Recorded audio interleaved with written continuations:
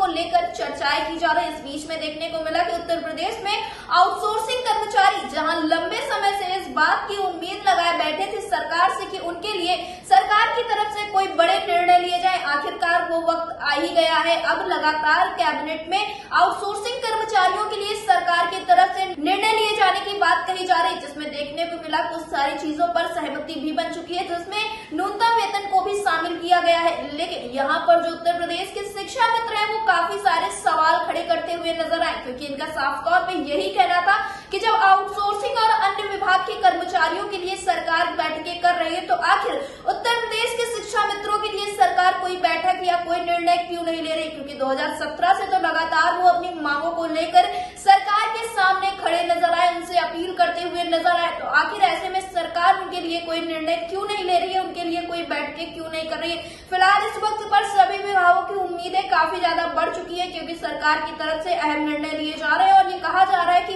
इस वक्त पर सरकार बहुत सारे विभागों की समस्याओं के हल के लिए आगे बढ़ रही है। फिलहाल इस विषय पर ज्यादा जानकारी देते हुए जिला अध्यक्ष सुबोध चौधरी ने क्या कुछ कहा, आप भी सुनिए। सुबोध चौधरी जी, आपका हमारे चैनल अटल टीवी पे बहुत बहुत स्वागत है। नमस्ते मैडम, धन्यवाद। सुबोध चौधरी जी, जिस तरह से देखने को मिल रहा है कि लगातार आप लोग अपनी समस्याओं के हल के लिए सरकार से गुहार लगा रहे हैं, लेकिन सरकार जहां कैबिनेट बैठकों पे बैठ के करती हुई नजर आ रही है और जिसमें देखने को मिला कि आउटसोर्सिंग कर्मचारियों के लिए जो निगम गठन होने की बात हुई थी उसका गठन होने के लिए तैयार हो चुका है, कई सारी सुविधाएं उन्हें दी जानी है, लेकिन अभी तक जो एक मूल मुद्दा है 2017 से चला रहा शिक्षा मित्रों का, उस पर आखिर सरकार क्यों नहीं प्रकाश डाल रही है? मैडम, ये बात हमारी भी समझ से परे हो रही है। तमाम जो सरकार के यानी भाजपा सरकार के सांसद विधायक हैं वो निरंतर आश्वासन दे रहे हैं और जैसा वो बताते हैं कि माननीय मुख्यमंत्री जी से मुलाकात हुई, उन्होंने भी कहा कि शीघ्र ही होगा।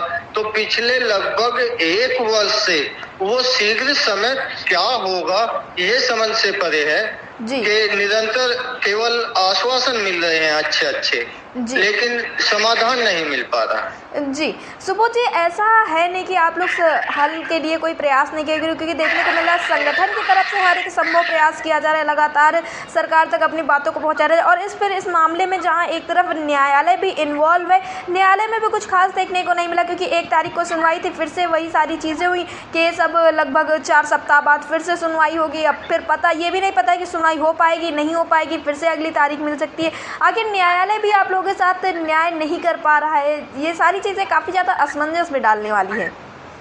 जी मैडम, माननीय न्यायालय पे तो मैं कोई टिप्पणी नहीं करूंगा, क्योंकि पता नहीं क्या हुआ। कई सारे ऐसे केस देखने को मिले, जैसे उत्तराखंड में भी शिक्षा मित्र थे, वहां पर न्यायालय ने आदेश कर दिए थे। उत्तराखंड के लिए न्यायालय ने आदेश कर दिए थे कि जो शिक्षा में टेट पास है उनको समायोजित कर दिया जाए, वहाँ वो समायोजित हो गए थे। ऐसे ही यहाँ पर हमारी न्यायालय ने समायोजन रद्द कर दिया था। तो न्यायालयों के भी मुझे ऐसा लगता है कि अलग अलग विवेक है और अलग अलग तरह के आदेश पारित हुए। जी सुबोध जी, अब आगे के लिए आप लोग क्या कुछ सोच रहे हैं, क्योंकि सरकार की तरफ से जहां लगातार आश्वासन दिए जा रहे हैं, वही दूसरी तरफ देखने को मिल रहा है कि जो आउटसोर्सिंग कर्मचारी हैं उनके लिए सरकार की तरफ से कई सारे बड़े निर्णय लिए जाने हैं और कई सारी चीज़ें तो लाइनअप भी हो चुकी हैं, लगभग जिसमें देखने को मिला 5 से 6 तरह के लाभ उन्हें मिलने वाले, और आप लोगों के लिए जो 2 लाभों का शासनादेश जारी हुआ अभी वो भी ठीक तरह से क्रियान्वित नहीं हुआ है। मैडम, जो दिशा निर्देश प्रांतीय नेतृत्व द्वारा हमें प्राप्त होगा उसके अनुसार हम करेंगे।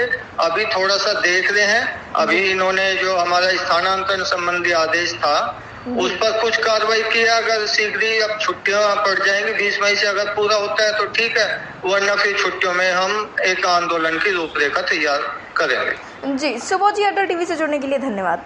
धन्यवाद।